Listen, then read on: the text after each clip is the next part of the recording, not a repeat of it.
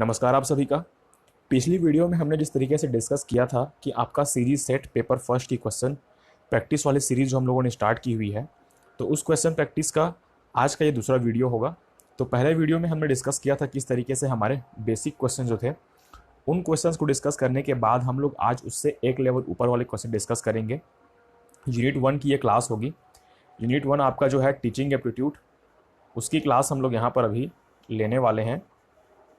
Unit first teaching aptitude की तो कल वाली वीडियो आप लोगों ने अगर नहीं देखी है तो वो आपको प्लेलिस्ट पे मिल जाएगी। साथ ही साथ अगर आप लोग चैनल पर नए आए हैं या फिर वीडियो को पहली बार देख रहे हैं तो मैंने सीरीज सेट पेपर फर्स्ट की पूरी यहाँ पर प्लेलिस्ट बना रखी है, जिसमें मैंने यूनिट वाइज सारी चीज़ों को कवर किया हुआ है। तो वहाँ पे जाके आप पूरी वीडियोस को देख सकते हैं। तो चलिए जल्दी से आज की ये वीडियो स्टार्ट करते हैं और चलते हैं हमारे पहले क्वेश्चन की ओर।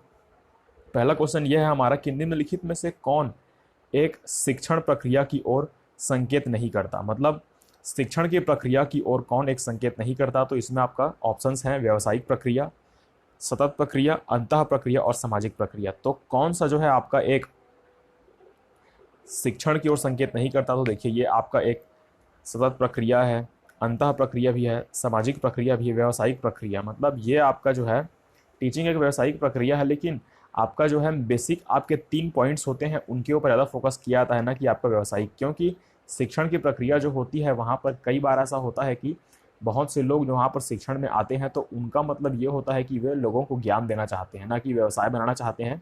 लेकिन आजकल की शिक्षा प्रणाली में व्यावसायिक शिक्षा प्रणाली यहाँ पर अपनाई जा रही है। लेकिन यहाँ पर ऑप्शन यहाँ पर यह होगा कि ये वाला आपका ऑप्शन राइट होगा। अगला क्वेश्चन हम लोग देखते हैं, निम्नलिखित में से कौन सा कथन शिक्षण की प्रकृति को दर्शाता है। मतलब शिक्षण की प्रकृति जो होती है उसको कौन सा कथन आपका दर्शाता है। तो यह एक कला है, सही बात है। यह एक विज्ञान भी है, यह विज्ञान और कला दोनों है, ना तो विज्ञान है ना तो कला है। तो आप सभी यहाँ पर जानते हैं कि ये वाला जो पार्ट है आपका शिक्षण जो है यह आपका विज्ञान और कला दोनों है। तो इस वाले बात को आप लोग अच्छे तरीके से ध्यान में रखेंगे। टीचिंग एक स्किल भी है, टीचिंग एक साइंस भी है। स्किल कैसे है, जिसमें जन्मजात कुछ कुछ क्वालिटी पाई जाती है, तो उनके बेसिस पर हम लोग देखें तो वो आपका स्किल कहलाएगा। लेकिन जो लोग शिक्षक बनना चाहते हैं, तो जो लोग टीचर ट्रेनिंग कोर्स में भर्ती होते हैं, जैसे कि आपका बीएड हो गया, आपका डीएलएड हो गया, तो ये सारे कोर्सेज में आप लोग जब इनरोल करते हैं तो वो वहाँ पर आपको जो है उन सारी चीज़ों को वैज्ञानिक पद्धति या फिर आपका जो है लेक्चर मेथड या फिर आपका प्रैक्टिकल मेथड के थ्रू बताया जाता है। तो वो आपका वैज्ञानिक पद्धति में विज्ञान में आएगा। अगला हम लोग क्वेश्चन देखते हैं कि निम्न में से कौन से शिक्षण का केंद्र बिंदु होते हैं। मतलब कौन सा ऐसा जो तत्व है जो शिक्षण का केंद्र बिंदु होता है। तो आप सभी जानते हैं शिक्षण का जो केंद्र बिंदु होता है, आप सभी जानते हैं अध्यापक तो यहाँ पर नहीं होता है, विषय भी नहीं होता है, समाज भी नहीं होता है। बालक जो है आपका वो आपका होता है शिक्षण का केंद्र बिंदु। आप सभी जानते हैं कि जब से नई शिक्षा नीति लागू हुई है तब से वहाँ पर नई शिक्षा नीति में इस बात को बार बार बोला गया है कि आपको जो है लर्नर सेंटर्ड, मतलब आपका जो है बच्चे जो होते हैं उनको आपको जो है वहाँ पर बालकों को ध्यान में रख कर या फिर बालकों को केंद्र में रख कर अपना जो पाठ्यक्रम है उसे तैयार करना होता है। तो आप सभी इस चीज़ को ध्यान में रखेंगे कि बालक केंद्रित आजकल की जो शिक्षा प्रणाली है वो बालक केंद्रित हो गई है, शिक्षार्थी केंद्रित हो गई है, स्टूडेंट सेंटर्ड हो गई है या फिर लर्नर सेंटर्ड हो गई है। बहुत सारे नामों से जाना जाता है, तो इन सभी नामों को आप लोग अच्छे तरीके से ध्यान में रखेंगे। अगला क्वेश्चन देखते हैं, शिक्षा के उद्देश्य कौन से हैं। अब देखते हैं यहाँ पर शिक्षा का उद्देश्य कौन कौन सा है। तो इसमें जो है शिक्षा का उद्देश्य आपका है शिक्षक की क्षमता का विकास करना। शिक्षक से तो इसका कोई कॉन्सेप्ट नहीं है। माता पिता की क्षमता का विकास ये भी नहीं है। कक्षा में वातावरण को बनाए रखना ये भी नहीं है। उद्देश्य क्या है, बालकों में सृजनशीलता को बढ़ावा देना। ये आपका चौथा जो है बहुत ही सूटेबल ऑप्शन लग रहा है। तो ये आपका जो होगा चौथा वाला जो ऑप्शन होगा वो करेक्ट होगा। यहाँ पर शिक्षा का उद्देश्य क्या होगा, बालकों में सृजनशीलता।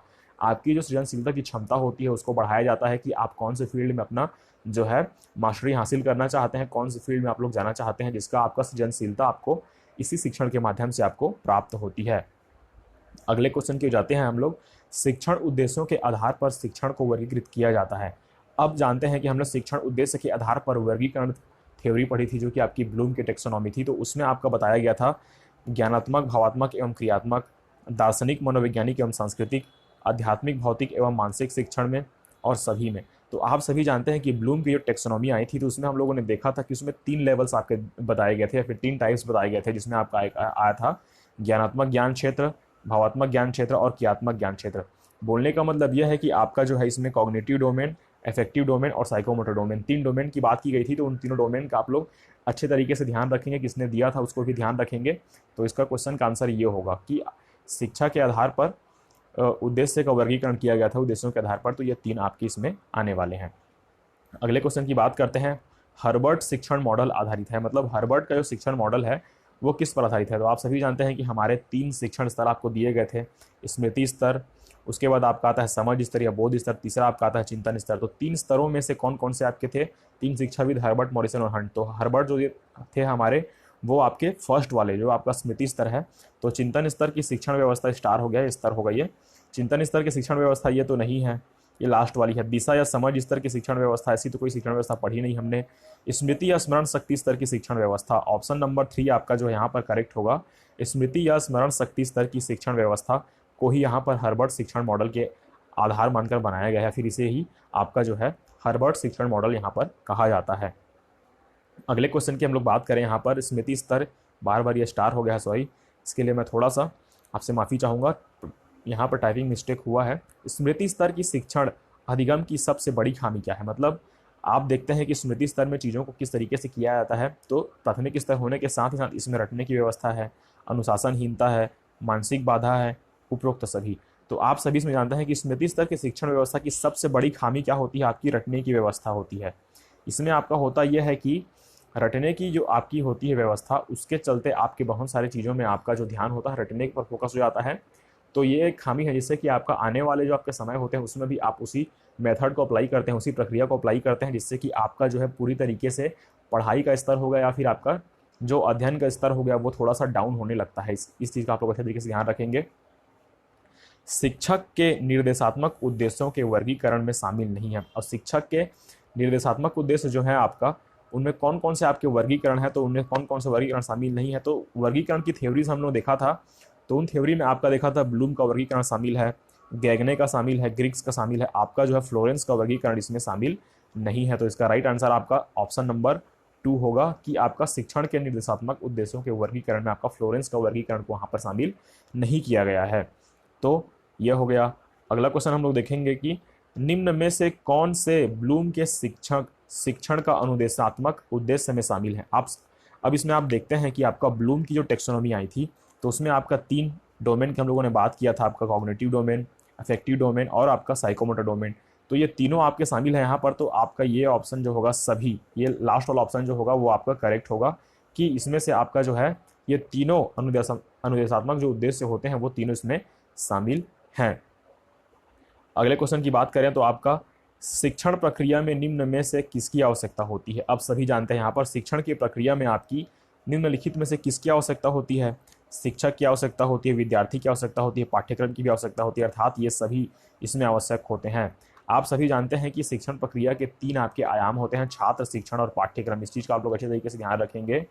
छात्र हो गया आपका, शिक्षक हो गया और आपका हो गया पाठ्यक्रम।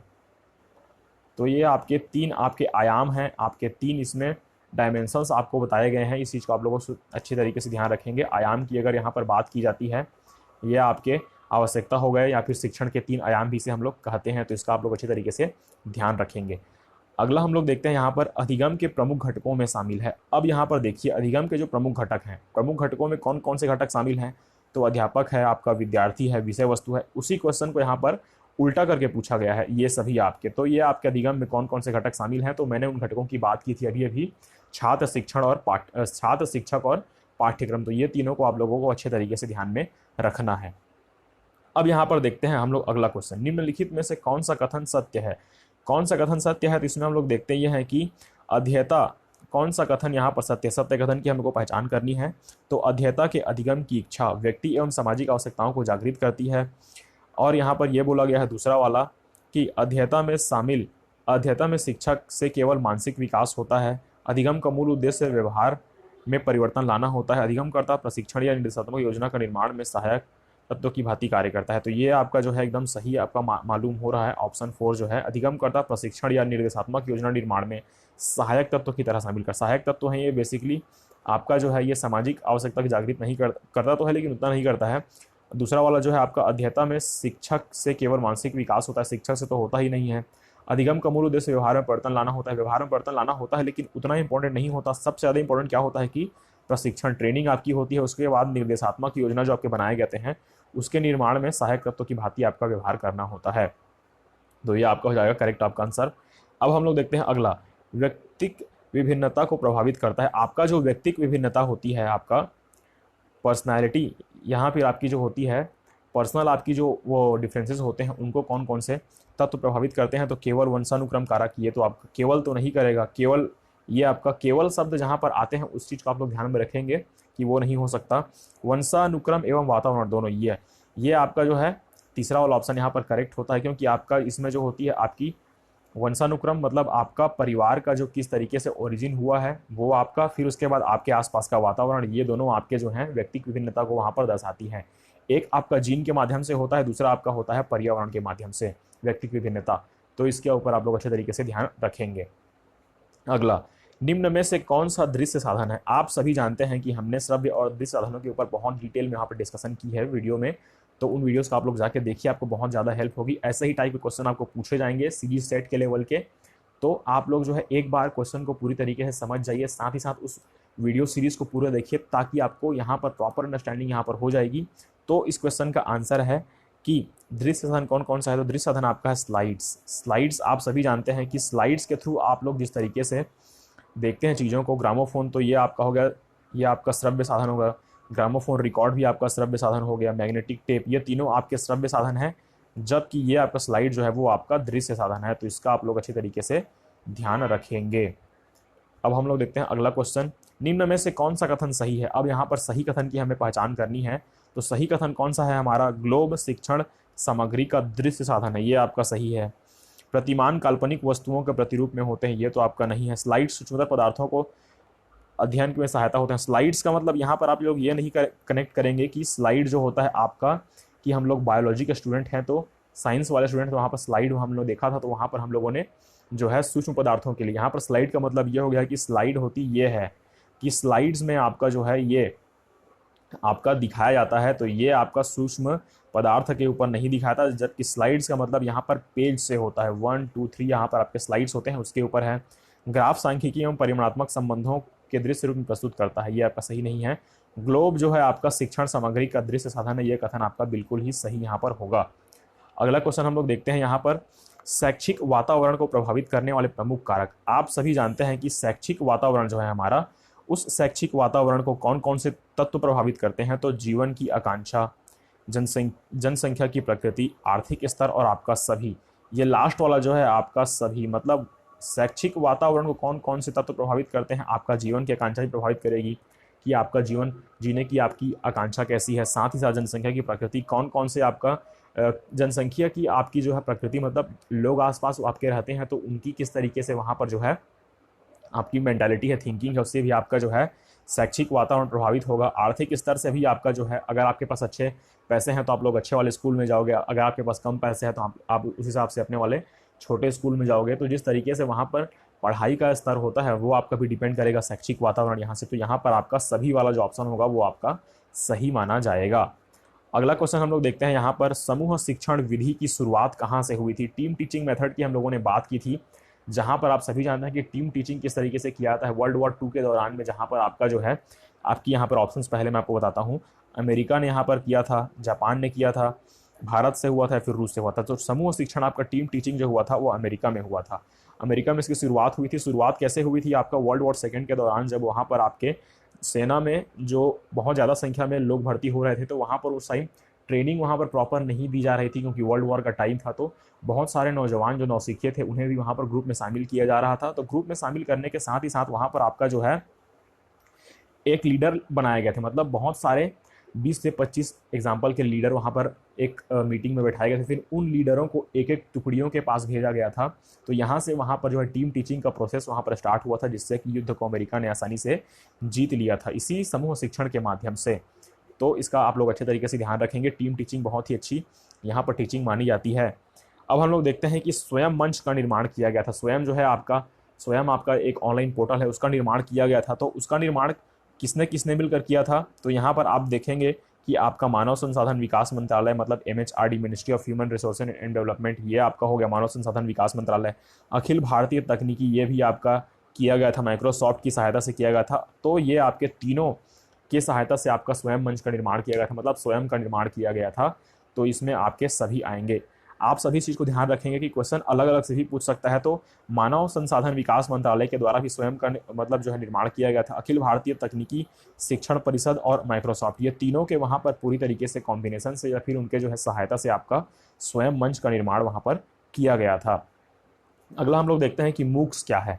तो मूक्स आप सभी जानते हैं, कल की वीडियो देखी होगी तो मैंने उसमें आपका जो है क्वेश्चन बनाया था उसके ऊपर कि उसका फुल फॉर्म क्या होता है। तो आज हम देखेंगे कि होता क्या चीज़ है ये। तो होता यह है कि आपका प्राइमरी शिक्षा हेतु ऑनलाइन पाठ्यक्रम होती है, ये आपका नहीं होता है। माध्यमिक शिक्षा हेतु ऑनलाइन पाठ्यक्रम होती है, ये भी आपका नहीं होता है। उच्च शिक्षा हेतु ऑनलाइन पाठ्यक्रम होती है, ये आपका आंसर यहाँ पर सही है। मूक्स जो है आपका मैसिव ऑनलाइन ओपन कोर्स, ये आपका जो है उच्च शिक्षा में बड़े प्लेटफॉर्म पर आपका जो है बहुत सारे लोगों के साथ कनेक्ट करते हैं, आप वहाँ पर चीज़ों को डिस्कस करते हैं। तो वहाँ पर जो है आपकी मूक्स वाली जो है शिक्षा पद्धति को अपनाई जाती है, जो कि बहुत ही कारगर साबित हो रही है आज के टाइम में। इसका आप लोग ध्यान रखेंगे। अगला क्वेश्चन हम लोग देखते हैं कि कार्य विश्लेषण का संबंध किससे है। कार्य का विश्लेषण करने का संबंध किससे है। तो छात्र की अधिगम संबंधी क्रिया से। छात्र के अधिगम संबंधी अप्रत्याशी व्यवहार से। अप्रत्याशी व्यवहार तो होगा नहीं। छात्र के अधिगम संबंधी स्थिति से तो होगा नहीं। अपेक्षित निष्पत्ति संबंधी मानदंड के निर्धारण से तथा उपरोक्त सभी से। तो ये आपका ऑप्शन होगा, ये आपका ऑप्शन सही होगा यहाँ पर कि अपेक्षित निष्पत्ति संबंधी मानदंड के निर्धारण तथा उपरोक्त सभी, ये आपका हो जाएगा। सॉरी, उपरोक्त सभी यहाँ पर नहीं होगा। अगर उपरोक्त सभी यहाँ पर आ रहा है तो यहाँ पर ऑप्शन आपका सही होगा छात्र के अधिगम संबंधी क्रिया से। यहाँ पर मिस्टेक हुआ है थोड़ी, इसमें आपका आंसर होगा ये आपका पहला वाला आंसर। कार्य विश्लेषण का संबंध आपके छात्र के अधिगम संबंधी क्रिया से है, इसका आप लोग अच्छे तरीके से ध्यान रखेंगे। अब हम लोग यहाँ पर देखते हैं अगला वाला क्वेश्चन हमारा। मूल्यांकन बात करता है, मतलब मूल्यांकन क्या कहता है। आपका बेसिकली क्वेश्चन ये है कि मूल्यांकन क्या कहता है। सर्वांगीण विकास चाहता है, निरंतरता चाहता है, एक व दो दोनों, या फिर अवधारणात्मक मूल्यांकन। अवधारणा आपका तो मूल्यांकन ये अलग बात है, ये टाइप हो गया आपका। तो मूल्यांकन बेसिकली बात किसकी करता है, वो आपका सर्वांगीण विकास की बात करता है और निरंतरता की बात करता है। मतलब निरंतर आप लोग प्रयास करते रहेंगे, प्रयास में फेल होते रहेंगे, फिर भी निरंतर आपको उसके शॉर्टेज बोलता हूँ सॉरी, उसके सॉल्व, आपका प्रॉब्लम जो होगा वो सॉल्व होता जाएगा, फिर वो प्रॉब्लम सॉल्व कराते जाएंगे। तो वहाँ से आपका जो है ये सारी चीज़ें आपकी होंगी जो कि मूल्यांकन की बात करता है, सर्वांगीण विकास की करता है और आपकी निरंतरता करता है। अगली क्वेश्चन की हम लोग बात करते हैं यहाँ पर। निम्नलिखित में से कौन सी विशेषता अच्छे प्रश्न पत्रों की नहीं होती। मतलब अच्छे प्रश्न पत्र जो होते हैं उनमें कौन कौन सी वहाँ पर क्वालिटीज़ होती हैं। वस्तुनिष्ठता होती है, सही बात है। विषय निष्ठता ये भी होती है। अस्पष्ट शब्दों का प्रयोग यहाँ पर ये थोड़ा सा नहीं होता है, और विश्वास योग्य, ये तीनों होती हैं। लेकिन प्रश्न में यहाँ पर क्या पूछा गया है कि निम्नलिखित में से कौन सी विशेषता अच्छे प्रश्नों की नहीं होती है। तो अस्पष्ट शब्दों का प्रयोग वहाँ पर जो है आपका, ये आपका वहाँ पर नहीं होगा।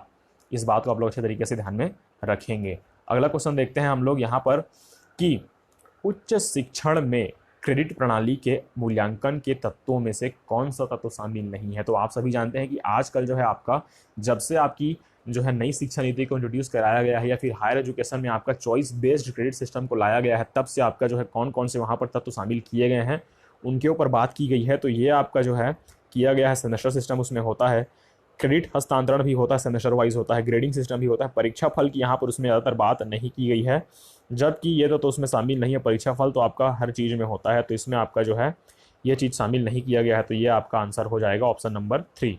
अब हम लोग देखते हैं इस वाली वीडियो के लास्ट वाले क्वेश्चन की ओर। तो लास्ट वाला क्वेश्चन जो है हमारा, मूल्यांकन में नवाचार से प्रभावित होता है। अब यहाँ पर देखिए आपका इवैल्यूएशन जब आप लोग करते हैं तो मूल्यांकन में नवाचार से प्रभावित होता है। शिक्षक की प्रकृति तो यहाँ पर नहीं होगा। शिक्षक का व्यवहार भी इससे प्रभावित नहीं होगा। शिक्षार्थी का लक्ष्य उन्मुखी विकास, ये आपका जो है प्रभावित होता है मूल्यांकन में, क्योंकि मूल्यांकन किया जाता है आपका विद्यार्थी का, शिक्षक से इससे कोई लेना देना नहीं है। तो ये चौथा वाला भी नहीं होगा, तो ये आपका होगा तीसरा वाला ऑप्शन। तो यहाँ से वीडियो यहाँ पर हमारी ख़त्म हो जाती है। तो वीडियो अगर आप लोगों को अच्छी लगी हो, जिस तरीके से मैंने आपका एक एक क्वेश्चन को अच्छे तरीके से बताने की कोशिश की है, साथ ही साथ मैंने उसका डिस्क्रिप्शन या फिर उसकी जो है पूरी तरीके से डिस्कशन भी बताई है, तो वीडियो आप लोगों को अच्छी लगी हो तो वीडियो को लाइक करिए, साथ ही साथ चैनल को सब्सक्राइब करिए, ताकि आगे आने वाली वीडियो सीरीज़ आपको तुरंत आपकी जो वीडियो है आपके नोटिफिकेशन आपको मिलती रहे। साथ ही साथ हम लोग अच्छे तरीके से यहाँ पर एक दूसरे से कनेक्ट कर पाएँ, क्योंकि आपका CG सेट जो होगा वो आपका जुलाई में यहाँ पर बताया गया है कि आपका 7 जुलाई को होगा। तो वहाँ पर हमारे पास बहुत ज़्यादा टाइम है, तो हम लोग एक एक करके इसी वीडियो सीरीज़ के थ्रू हम लोग प्रीवियस ईयर क्वेश्चंस के साथ साथ हमारा प्रैक्टिस क्वेश्चन को भी हम लोग देखने वाले हैं। तो बने रहिए चैनल के साथ, मिलते हैं नेक्स्ट वाली वीडियो में, तब तक के लिए धन्यवाद।